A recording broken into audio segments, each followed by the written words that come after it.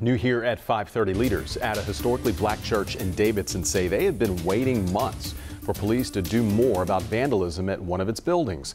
The Lingle Hut is a community gathering place for several churches, and an investigation by the Davidson Police Department revealed 6 juveniles and one 18-year-old adult were involved, but they ended up getting county agencies involved.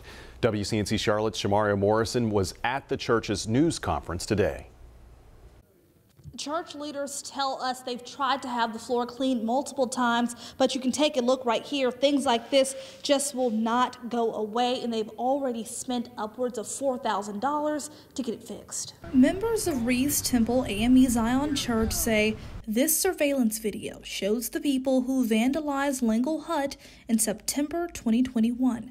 We walked into the hut, me and my son, and we noticed that something awful had happened. These photos show the damage of the hut, including inappropriate drawings of body parts. Church members say Davidson Police Department was only requiring the people involved to do 4 hours of community service and pay $1,000 in restitution. In an email, Chief of Police Penny Dunn said they did discuss handling the incident through the Youth Juvenile Diversion Program, which has limitations on restitution.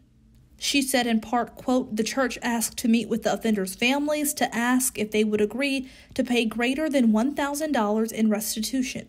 We cannot and will not negotiate for a civil settlement as a remedy for a criminal act. Be not afraid, Pastor, because what you're facing now is what they faced in the 50s, what they faced in the 60s, and what they faced in the 70s, what they faced in the 80s, and what they faced in the 90s. The church called in civil rights activist John C. Barnett to demand the Mecklenburg DA press charges. We wanted those young men charged. Not only did we want them charged, we did want some kind of repayment for the damages that they have created here in our hut. So after things have went for 6 months, we have not heard anything. We have not gotten an apology.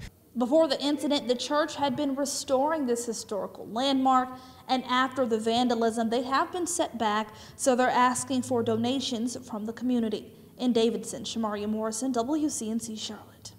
The police department says the investigation has been sent to the Mecklenburg County District Attorney's Office and the North Carolina Department of Juvenile Justice, with requests for petitions for arrest of the juveniles, and a court summons was issued by Mecklenburg County Magistrate for the adult.